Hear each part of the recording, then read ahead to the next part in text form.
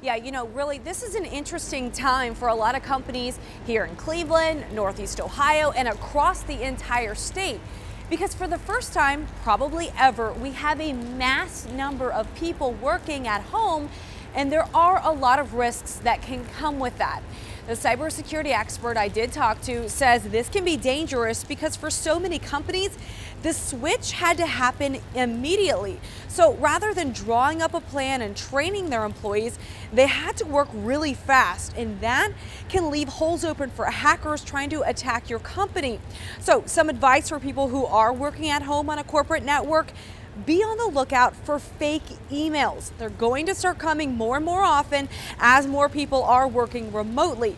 The expert says do not open an attachment if you think it's a scam. That's an easy way for the attacker to access the network that you're connected to.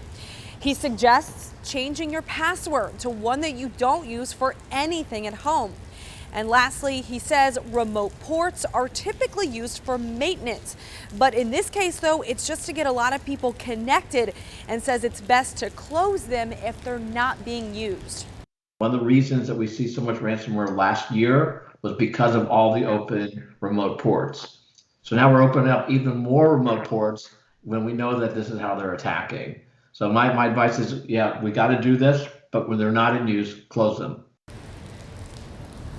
All right, he also said if you're working from home and feeling overwhelmed, you feel like you may be putting your company or your network at risk, he says take a minute, step back, call your company, put work on hold for just a minute, ask all the questions that you need to so you're not putting your company or your network at risk.